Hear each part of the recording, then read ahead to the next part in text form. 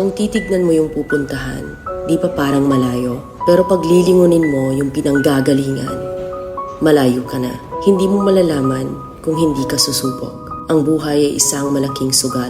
Kung lagi kang takot sumugal sa isang bagay dahil takot kang mawalan, mauubos lang kung anong meron ka. Kung hindi ka mawawalan, hindi ka rin magkakaroon. Kung ano man ang mga desisyon mo ngayon, yun ang magiging buhay mo bukas. Lakasan mo lang yung loob mo.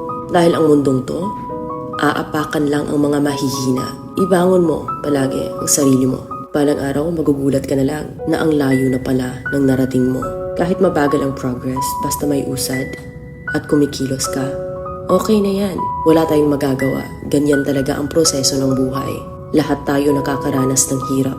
Hindi natin alam kung hanggang kailan tayo dito sa mundo. Kaya mas piliin mo maging mabuting tao.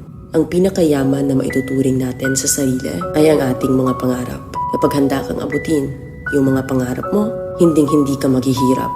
Kung lagi kang may pinagdaanan sa buhay or pagsubok, pruweba lang yan na isa kang magiting na sundalo. Sa mga pagsubok, diyan ka aangat, diyan ka babaguhin.